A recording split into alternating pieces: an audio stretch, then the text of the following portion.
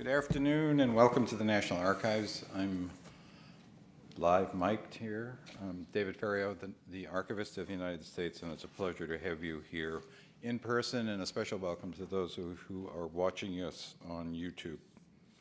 I'm pleased to welcome Larry Tye to talk about his recent book, Bobby Kennedy, The Making of a Liberal Icon. After the talk, Larry will be signing copies of the book upstairs outside the archive shop.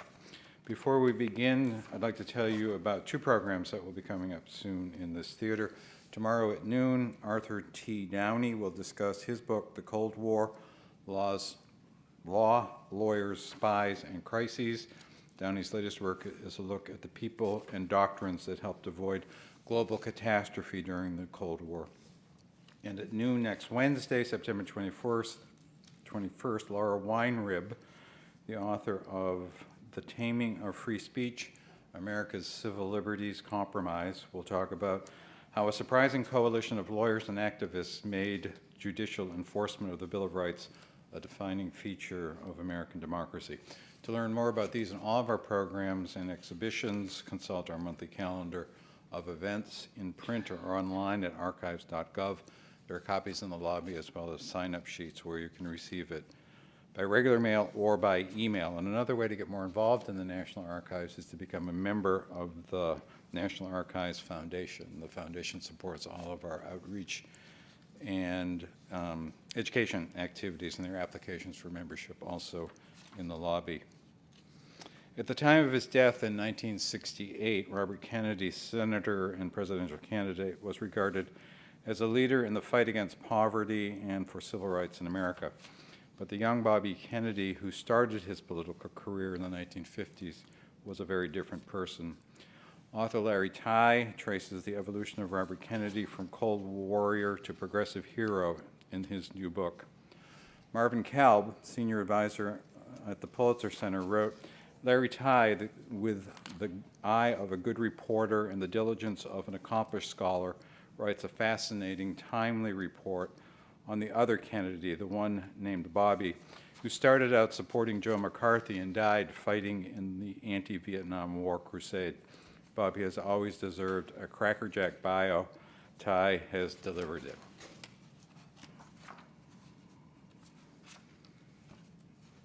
The reason I'm so excited that Larry is here is I'm always pleased to welcome someone who has used our records extensively in order to generate new scholarship. And Larry used the collections at both the Kennedy Library and the LBJ Library, including he had access to the Bobby Kennedy papers, which aren't open to the public yet, which is really nice to hear. So please welcome Larry Tye.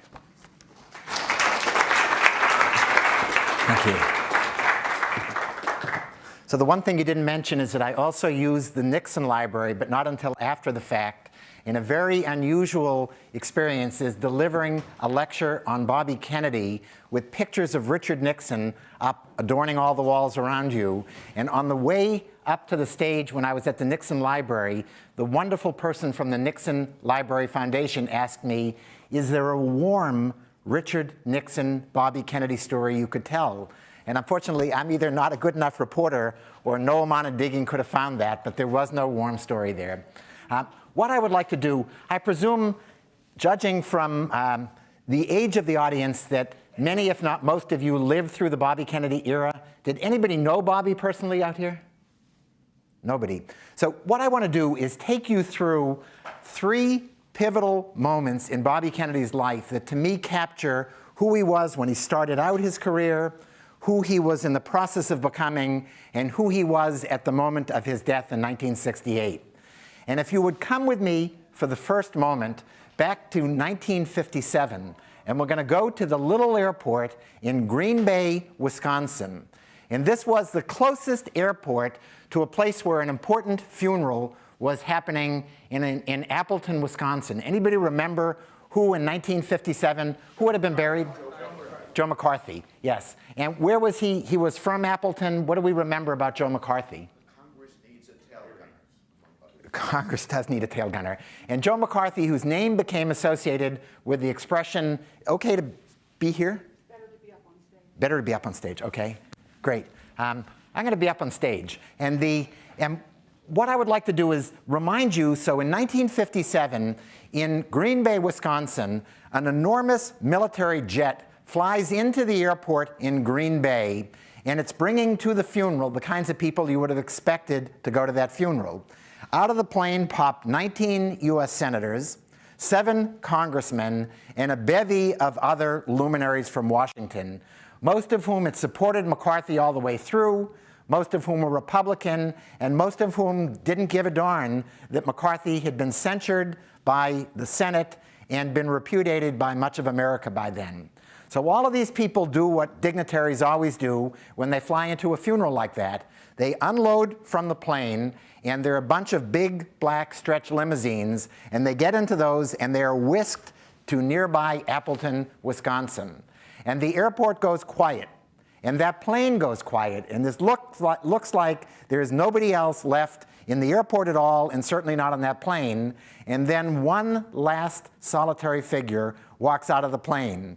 He is a short guy, he is a thin guy, and his name is Robert Francis Kennedy.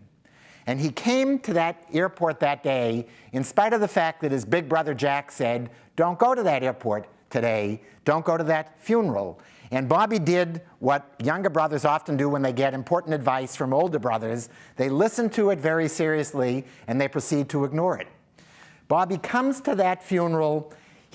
There's nobody left in terms of a black limousine to take him to nearby Appleton. There are no taxis left, so he hitches a ride with the one guy he can find there, who happens to be a reporter for the Milwaukee newspaper, and he's driving him in the perfect kind of Kennedy car, which is a car with no top.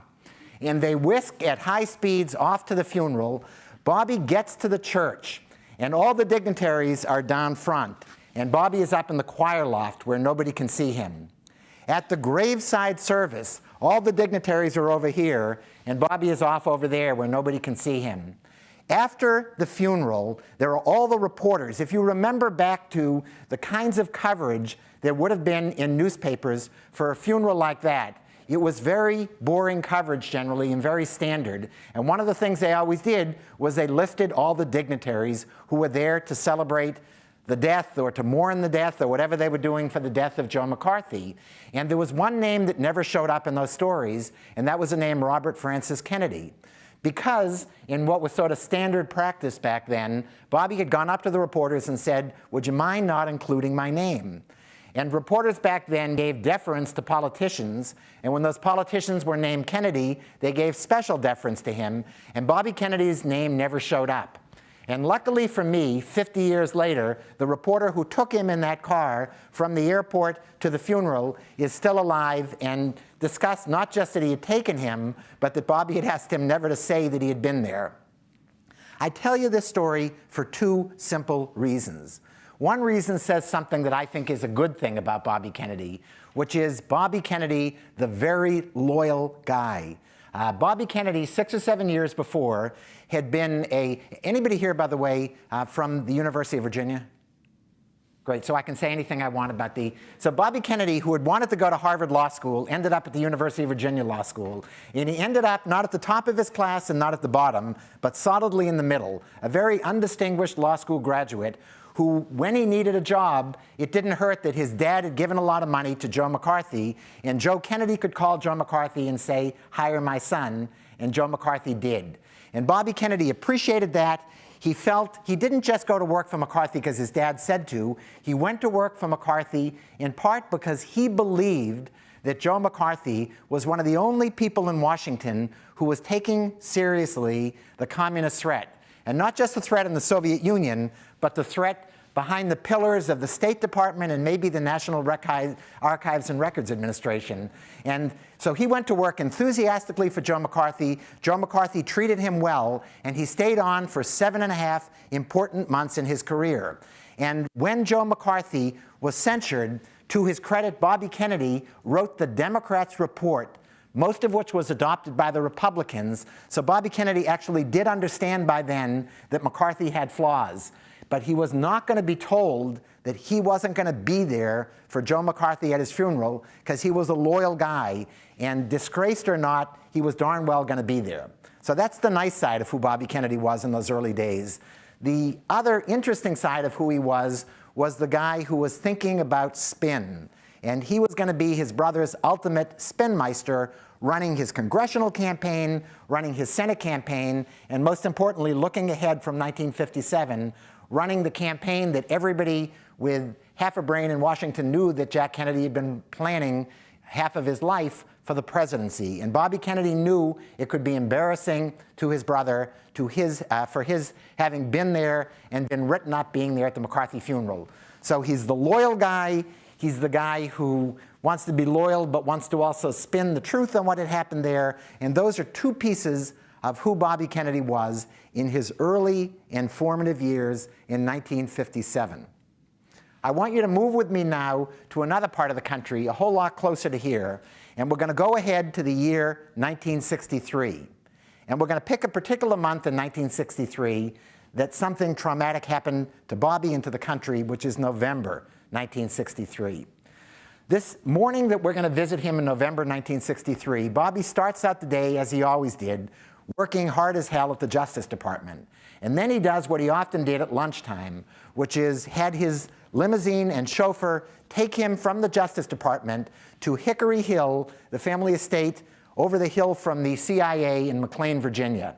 And he went for a swim, which was a nice thing to be able to do. If you had a wonderful estate and a swimming pool, you might as well take advantage of it at lunchtime. He goes in for a swim, he comes out, he changes his into dry shorts. He's probably having his tuna fish sandwich, and the telephone rings. And at the Kennedy estate at Hickory Hill, it was not a normal telephone. It was one of several hotlines to the White House. Much to the chagrin of Lyndon Johnson, Bobby Kennedy's home at Hickory Hill had more hotlines to the White House than the vice president's house did. And when that phone rang, it was generally not good news. And when that phone rang and Ethel said, "It's J. Edgar Hoover," it was never good news. J. Edgar Hoover, in a voice that Bobby would later describe as the same kind of monotone he might have used as if he had found another communist on the faculty of Howard University, J. Edgar Hoover says to Bobby, "Your brother has been shot." An hour or so later, a second call comes in and says, "Your brother is dead." Now, my guess is if I went around and interviewed everybody in this room, you would all remember it was our 9/11 moment. You would remember precisely where you were. You're shaking your head. Where were you? I was teaching in Spokane, Washington. And did that moment, was it a devastating moment? Yes, particularly because one of my students was an Indian, and he said, "This reminds me of Gandhi's death." So everybody has a story about where they were at that moment, but there is nobody, I hazard to say without hyperbole, that there is nobody in America who was more devastated by hearing that news than Bobby Kennedy. And yet he did something extraordinary. He rallied. He had suddenly lost, with this one phone call, his brother, his boss, his reason for being professionally ever since he had been involved with the congressional campaign, and his best friend. Bobby Kennedy, for the next month, did something extraordinary. He rallied instantaneously from the first phone call, and he rallied the family first of all. He points to brother Ted, and he says, "You'll go tell Mom and Dad what's happened." He points to Sister Eunice, and he says, "You will go start planning the funeral." Everybody in the Klan had a role, and just the way Joseph P. Kennedy had intended before he had his stroke, Bobby was the leader of the Klan with Joe gone, and he was the one handing out assignments. Everybody's falling apart. Bobby's got to hold them together. The country is falling apart, and for the next month, Bobby, I don't know if you remember again, this was probably the most televised event in American history, given that TV was relatively new as a medium, and everything was televised. The funeral was televised, the various services, eulogies were televised, and Bobby Kennedy for the next month was America's mourner-in-chief. He was the one at a point when the country had suddenly lost its young, charismatic, new frontier president and had a guy sitting in the White House who may have been smart and may have known a lot, but he was not young, he was not New Frontier, and he did not generate the excitement that Jack Kennedy did. And the one who I think, even though he despised Lyndon Johnson, the one who conveyed the most legitimacy on Lyndon Johnson was the closest thing to the dead president, his brother Bobby. And for a month, Bobby held the country together. At the end of that month, the family started pulling it together and everybody went back to their lives. The country was pulling it together and people went back to their lives. At the end of that month, Bobby Kennedy crashed. And he crashed in a way that, as Ethel says today, that we would have described back then, only we didn't quite have the terminology, as serious situational clinical depression. He crashed. And his crash lasted for a full 6 or 7 months. Anybody remember here what Bobby did the first time he sort of started pulling it together? What was he running for after lots of hemming and hawing and deciding whether to run for a senator from Massachusetts or Virginia or Maryland? What did he do? Challenged Keating from New York. Right. A white-haired, affable, sort of know-nothing guy named Ken Keating, who was sitting there and would have won easy re-election if it hadn't been the star Bobby Kennedy running. But even running for that election, which he announced, I think it was the end of August, maybe September, even that wasn't enough to pull him out of it. What pulled him out of it was halfway through the election, it looked like something traumatic could happen for a Kennedy, which was they could actually lose an election. And that was what, it was at Columbia University, sort of halfway through the election, when the polls showed he was in trouble, that Bobby Kennedy finally understood that it wasn't just Jack Kennedy that the crowds were turning out to cheer for, it was Bobby Kennedy. And he started taking on a different purpose in life. And I don't pretend to be a preacher or to know much about religion, but that was his epiphany moment as much as anybody could ever point to a single moment in a life. The Bobby Kennedy pre-1963 assassination of Jack Kennedy had some combination, like all of us, of toughness and tenderness, but the dial was skewed to the tough side. The Bobby Kennedy post-assassination was, number one, was reading for the first time. As some funny journalist from Massachusetts said, Bobby Kennedy suddenly discovered there was such a thing as a book. And Jackie helped point him to a particular kind of book, which was Greek tragedy.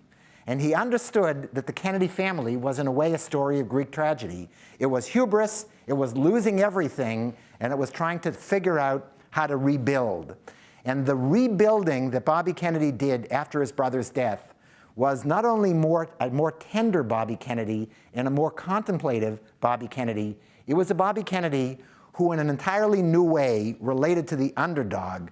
He had always, in a way, been the underdog brother in the Kennedy family, the underdog sibling, but after Jack's death, he had to redefine himself, and the evolution that was a lifelong process for him had its moment of greatest significance at our second moment in November of 1963.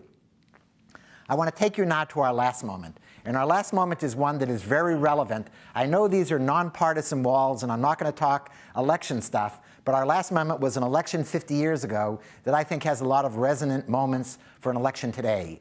And the Bobby Kennedy of 1968, anybody enough of a political fan of 50 years ago to remember how it was that Bobby entered, at what moment he entered that race? When was it? After McCarthy did so well in New Hampshire. Well, yes, that's exactly the moment. It was McCarthy did well. So the McCarthy we're talking about is not the one we started out talking about. This is another McCarthy. That was Joe, this is Gene, both from neighboring states in the Midwest. And this generally unknown senator from Minnesota challenges a president who in 1964 had won, I don't remember what percent, maybe 200% of the vote in 1964, but had won overwhelmingly, so overwhelmingly that he carried enough of the Senate with him that they had to set up an entire new row of seats for Bobby Kennedy, and I think it was Fred Harris and Walter Mondale. And so very popular presidents taken on by the senator writing one issue, the issue being anti-war in Vietnam. He comes close to beating LBJ when the Democratic votes were counted. When you added Republican write-ins, he actually beats the sitting president. And exactly 4 days after Gene McCarthy shows how vulnerable LBJ is, Bobby Kennedy jumps into the race. And he had been trying to outrun his entire life, the label that he had gotten back in the early McCarthy days of being ruthless.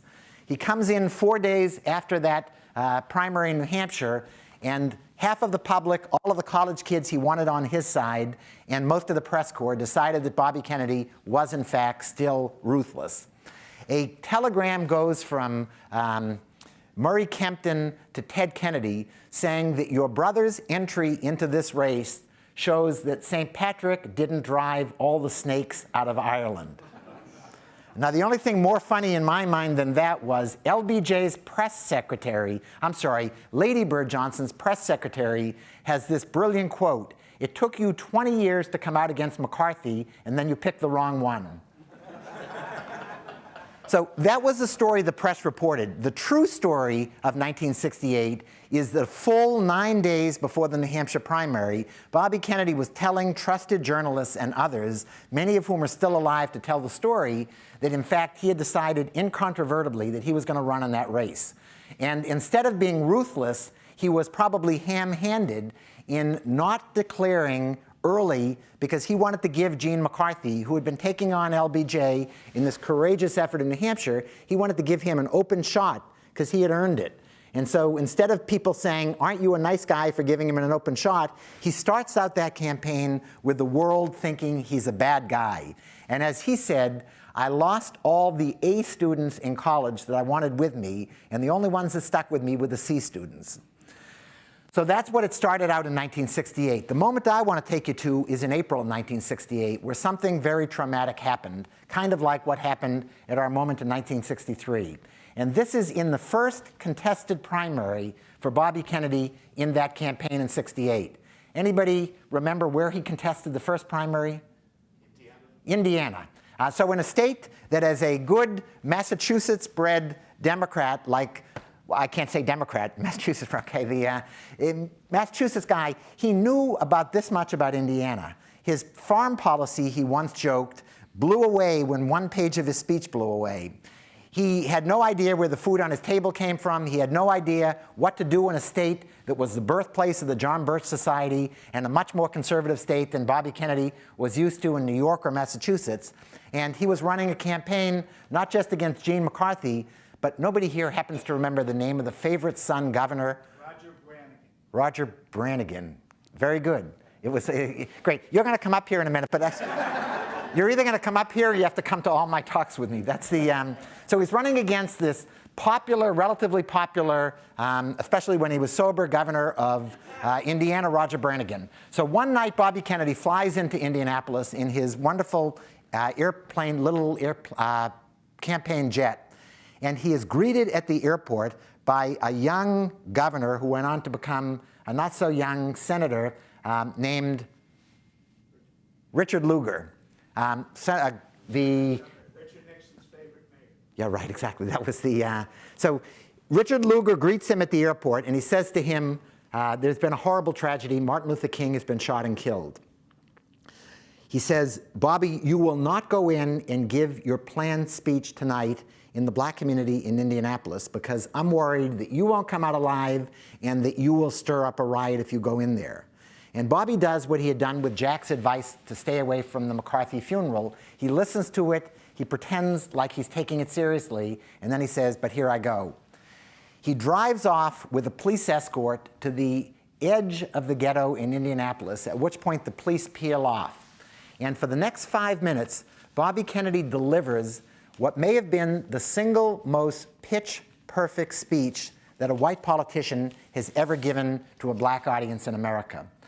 And that speech, I'm going to read you the beginning of that speech, but that speech is something that in a moment in American history, when we are looking for the right words to respond to Baton Rouge, to respond to Dallas, to respond to St. Paul, to respond to Orlando, I would suggest that you think of these words in the context of what's going on today.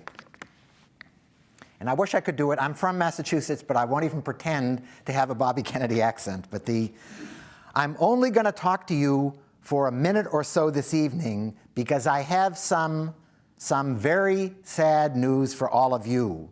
Martin Luther King was shot and killed tonight.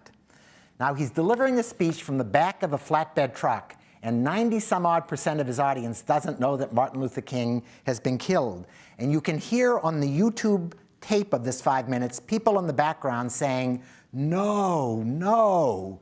And it just, the drama is extraordinary. And Bobby continues louder with his voice shaking. He says, for those of you who are black and tempted to be filled with hatred and mistrust of the injustice of such an act against all white people, I would only say that I can feel in my own heart the same kind of feeling.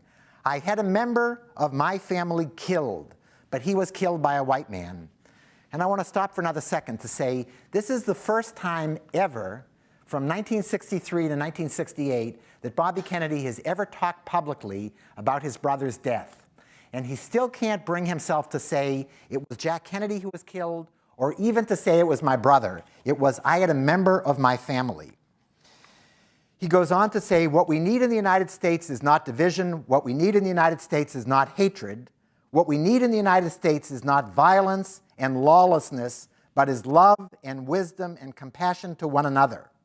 So I ask you tonight to return home to say a prayer for the family of Martin Luther King. Yeah, it's true. But more importantly, to say a prayer for our own country, which all of us love, a prayer for understanding and that compassion of which I spoke. Now, I've got to tell you, I've heard that speech, the live version of the speech, about 50 times. In every radio or TV interview I do, they play it on air.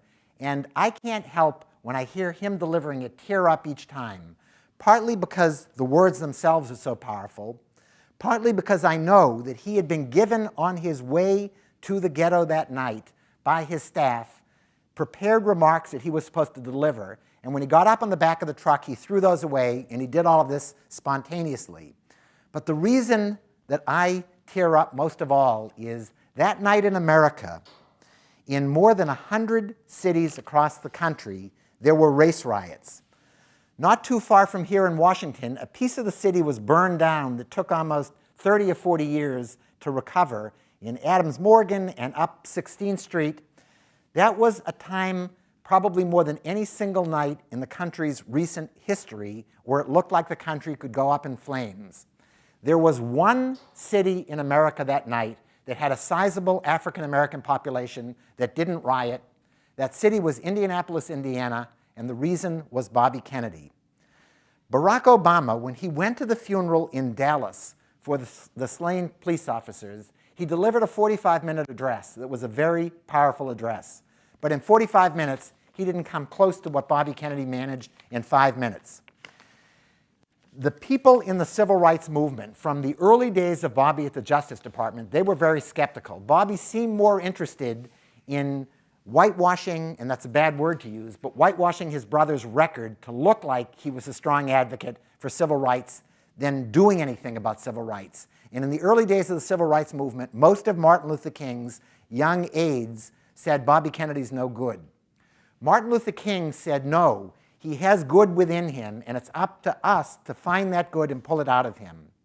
It is ironic that the moment he proved Martin Luther King right through the rest of his attorney generalship, and certainly as a US Senator, but the one moment he proved him most right was at Martin Luther King's own funeral. From that moment on, through the rest of his campaign, through June of 1968, Bobby Kennedy was easily the single most popular white man in black America. But you don't have to trust me. Everywhere he campaigned in a ghetto that year, there was a sign that greeted him. And that sign said, white, but all right.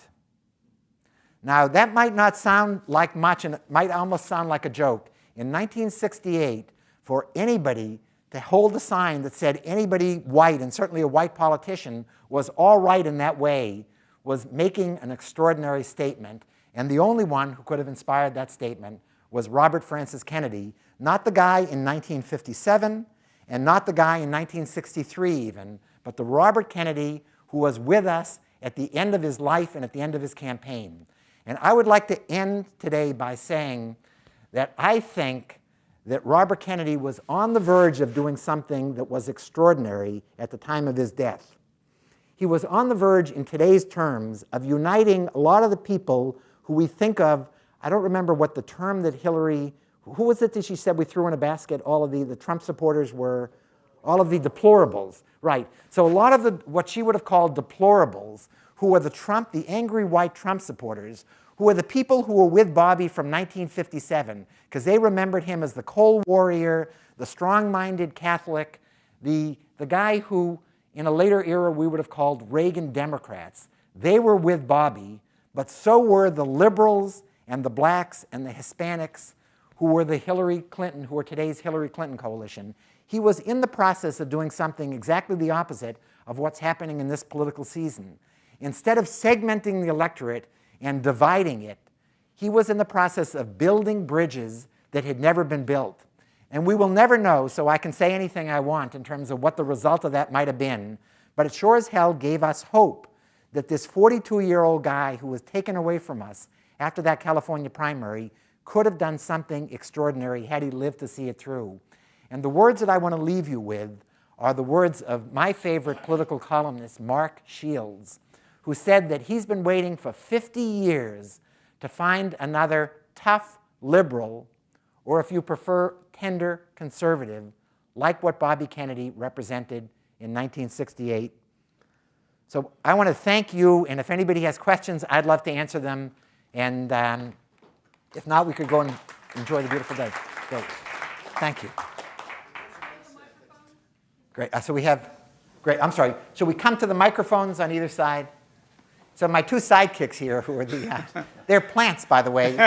This is Uncle Joe and Uncle Jim. And that's the, There was an incident today largely forgotten when a veteran in New York died who had been a member of the Communist Party, and his family wanted him buried at Arlington, and it was only because of Robert Kennedy's insistence. He overcame the opposition, and this veteran was buried at Arlington. I don't know if you deal with that in your book or not. So the answer is, my recollection, and my recollection is terrible in everything, is that the guy's name was Thompson, and that everybody said, and everybody expected the old Cold Warrior Bobby Kennedy to say, this guy doesn't deserve. He was a communist, and why should we bury him at Arlington?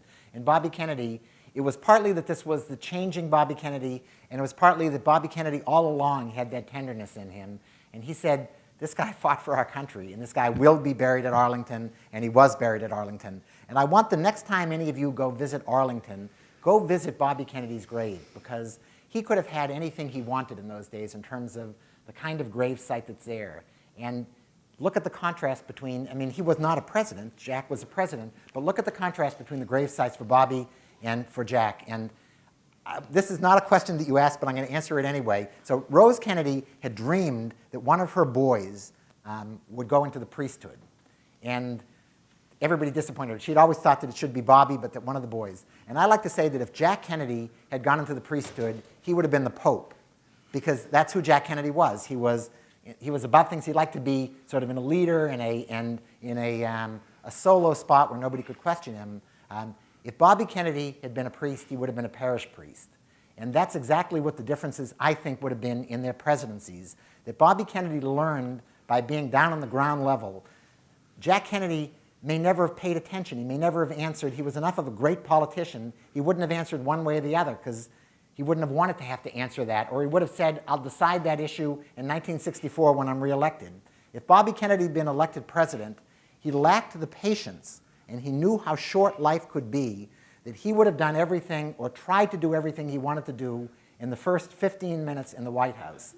And that's just who he was. Sir? Well, first of all, I agree with you. My favorite columnist is Mark Shields as well, and I will tell him that you said that.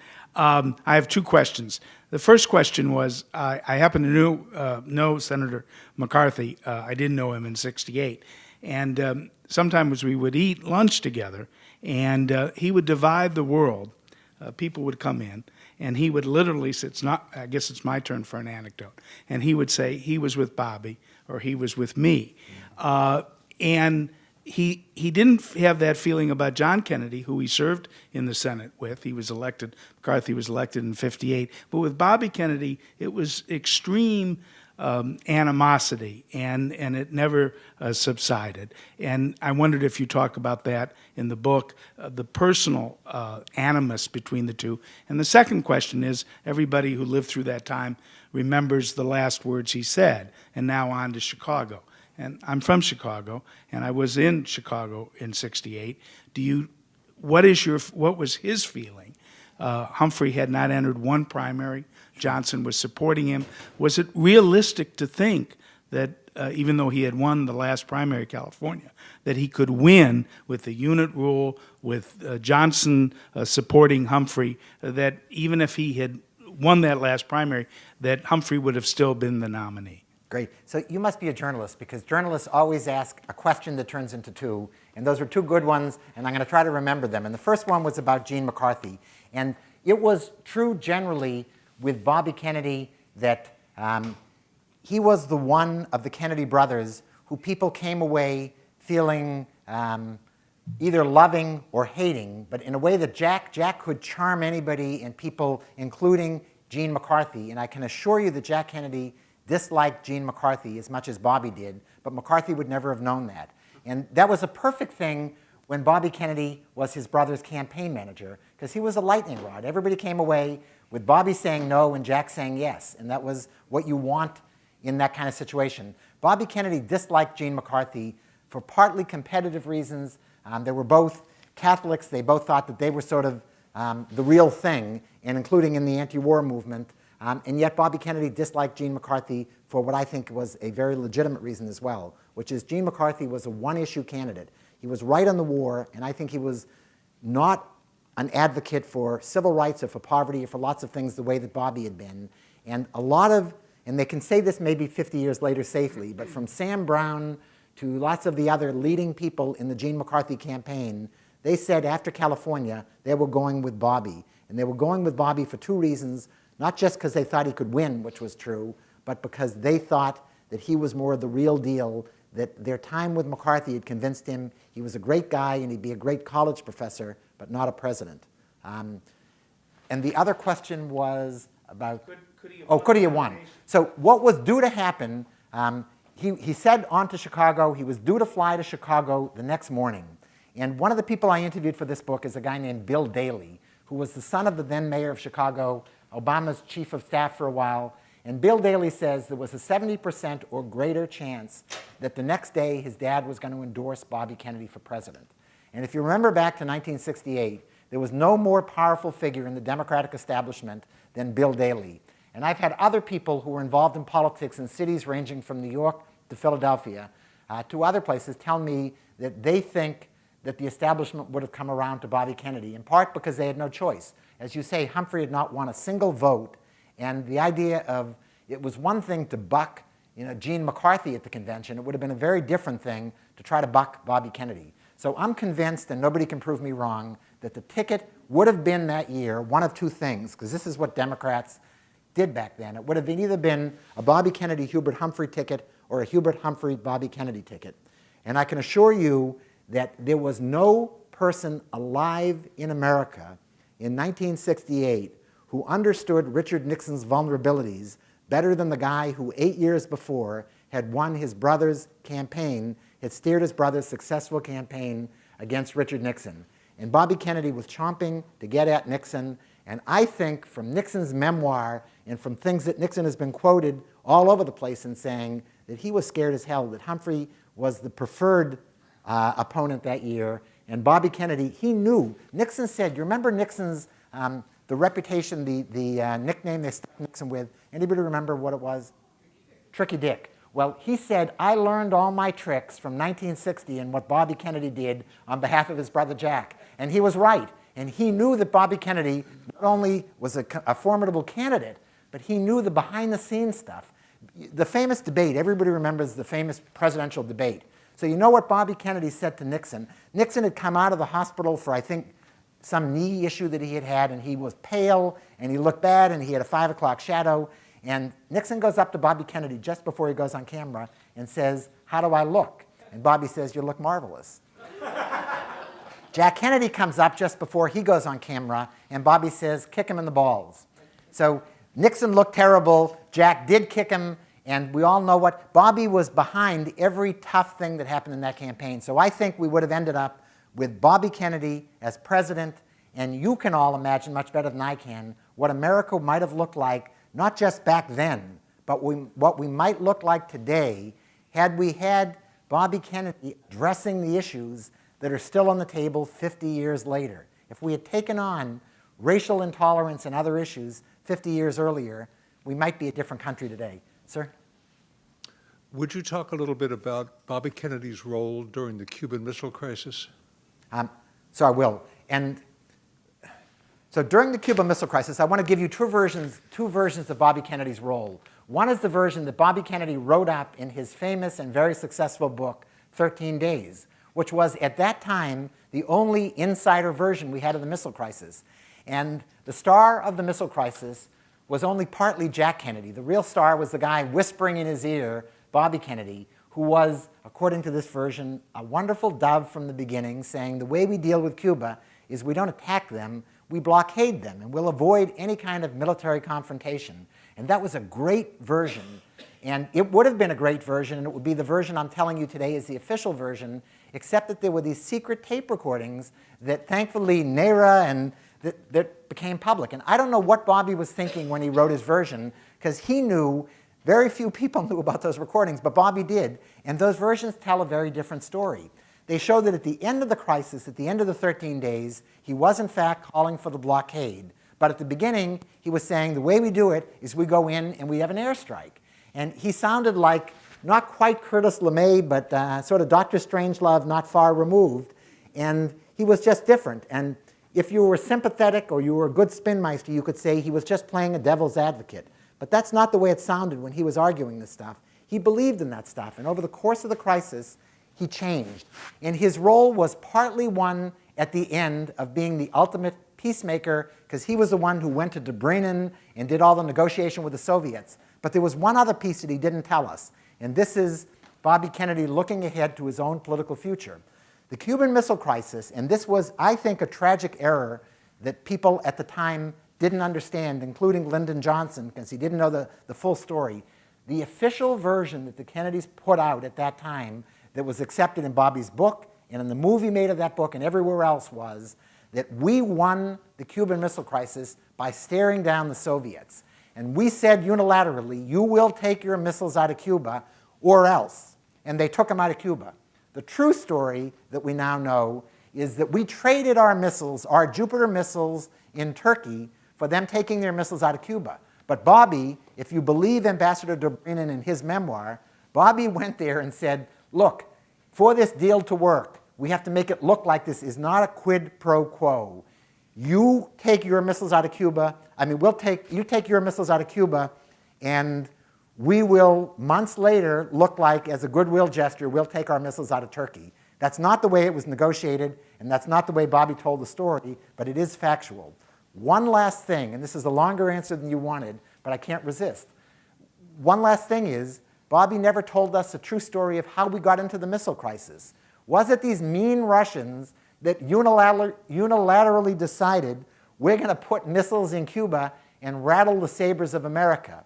And that's the way the story was told in the press and everywhere else. The truth is that a guy named Bobby Kennedy had been leading for a year a secret war against Cuba called Operation Mongoose. Thanks again to the archives, we now have all the records of that. And Operation Mongoose was trying not just to sabotage the crops and to undermine the economy, it was probably trying to assassinate Fidel Castro. And Bobby Kennedy was part of that whole enterprise. So the Cubans and the Russians got the missiles to Cuba because it looked like they needed missiles there to protect them against the saber-rattling Attorney General and President of the United States. And that's a story that wasn't told then, and that's a story that I got to tell you that the Bobby Kennedy of 1968 would want me up on stage telling that version of the story, because by then he was admitting his mistakes to just about everything, from wiretapping Martin Luther King to getting us into Vietnam, helping get us into Vietnam. He was one of the only people in the history of the Senate who had the courage to stand up and say, mea culpa, I created this problem and now let's get it solved. So anyway, sorry. Oh, yes. Can you talk about the Oregon primary? I think it was the first time that Kennedy was defeated. And did RFK vote for Eisenhower in '56? Would you know? Yeah, great. So great on both of those. And the Oregon primary. So I said earlier that New York would have been the first time that Kennedy was ever defeated if Bobby had lost the Senate race. That's the way the story's been repeated forever. The truth is, Jack Kennedy, as all of you are smart enough to know, ran for vice president on Adlai Stevenson's ticket, and he was defeated. And I think that Joe Kennedy may have helped engineer that defeat because he thought it was the worst decision ever for him to want to be on a ticket with Adlai Stevenson, who he knew would not just lose, but would lose historically badly. And so, but Oregon primary, Bobby Kennedy fought like hell in Oregon. He had a lousy campaign. There was a congresswoman named Edith Green who kept out all of the Bobby partisans from Massachusetts who knew how to run a campaign. They ran a bad campaign. Bobby said, this is not my kind of audience, that it was a nearly all-white, gun-toting Oregonians, and they were just not his kind of people. He also made a number of really bad tactical mistakes. He wouldn't debate McCarthy there. He ran a lousy campaign. He learned the lesson. He didn't make those mistakes in California. Every politician should lose an election, or at least one primary, so they know how to win the rest of them. And Bobby was much too smart not to learn from those kinds of errors. And the question was, did he vote in 1956 for Eisenhower? And the answer is, I'd have to go back and look at my footnotes on why I know this. But I was wary of repeating the oft-told story that he did that because it made him look like a cynic, you know. He was out there working for Stevenson, and would he vote for Eisenhower? And I can't remember who it was, and I don't want to credit Ethel if she wasn't the one, but in the footnotes in my book, this is a way of saying, yes, you have to read the book. But it's there how I know, and I'm almost certain that he did vote for Eisenhower. Yeah, and it was a cynical thing to do. But he was in 1956. All that mattered in the world to him, this is the way he was brought up. All that mattered was that his brother be president in 4 years. It didn't matter whether Adlai Stevenson lose by 1 million votes or 20 million votes. A topical question. What role did Bobby Kennedy play covering up his brother's serious health problems, Addison disease and the others? Yes. So What was their attitude towards keeping it? Why did they and every other president we've had keep all these health issues secret?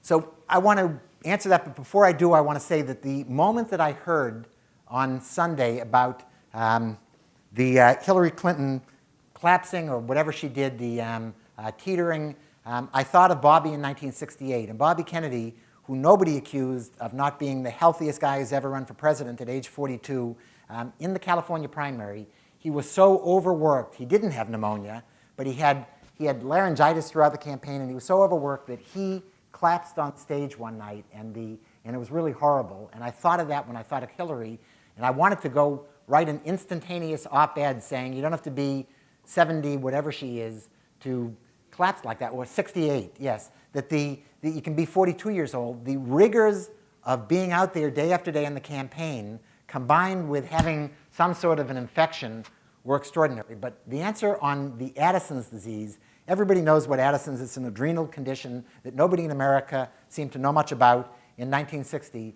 And Bobby Kennedy and Jack Kennedy absolutely lied to everybody. Bobby said, and I would have to get the exact quote in the book, he said, my brother does not have or ever had a serious adrenal condition known as such and such. Or he phrased it in a way that he was lying and being technically accurate at the same time. And everybody knew that. And it was especially disingenuous because everybody in the Kennedy camp was trying to use LBJ's family history of heart disease against Lyndon Johnson. And it was just, but in those days, everybody threw mud and lied, and it was much harder to find out about it. Today, anybody who lies is likely to be discovered not 20 years later when a historian is looking at it, but 20 minutes later when somebody leaks the medical record or whatever. So yes, he lied. He set a pattern for how to tell the most creative lies that have ever been told in a campaign, including a story that I won't bore you with now, but how Jack Kennedy really won that campaign. It was not by stealing votes from graveyards in Chicago. It was not by the televised debate. It was by what Dwight Eisenhower called a couple of phone calls, one of which Bobby Kennedy made behind the scenes to the sentencing judge in Atlanta, Georgia, to get Martin Luther King out of jail. And it was an extraordinary thing. And Martin Luther King got out of jail that last weekend of the campaign when it looked too close to call. In every black church, in every black bar room, in every what they called then coloreds-only setting in America, leaflets went out saying, will you vote for no comment Nixon, because Nixon had given no comment when he asked what he thought about Martin Luther King being arrested, or will you vote for the candidate with a heart who got Martin Luther King out of jail, Jack Kennedy? And 4 or 5 states that were the critical states, it was not only Illinois back then, it was, according to Theodore White, 4 or 5 states. All Richard Nixon had to do to win those states and to win the presidency was to get the same percentage of the black vote that Eisenhower and Nixon had gotten in 1956. He didn't. Those phone calls led to soaring black vote in those states, and that is what decided the election in 1960. And it was an extraordinary behind-the-scenes phone call. Anybody a lawyer in this audience?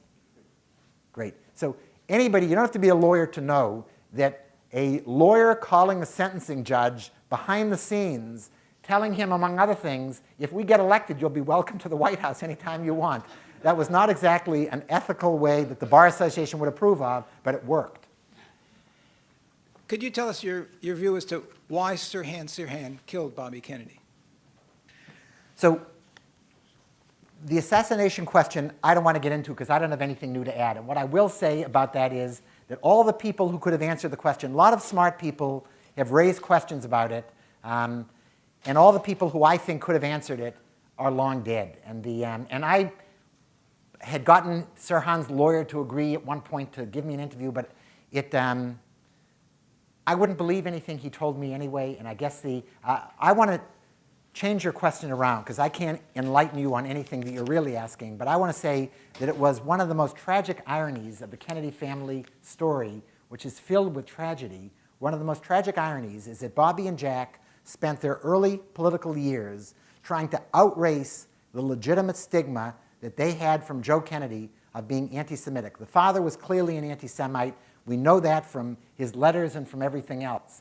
And the sons had to run away from that stigma.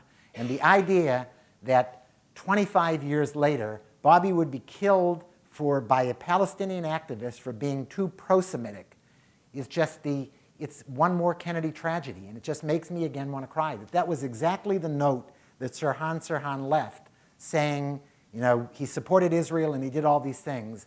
And the Kennedys, in lots of ways, couldn't win either way on the really important things, the life and death things.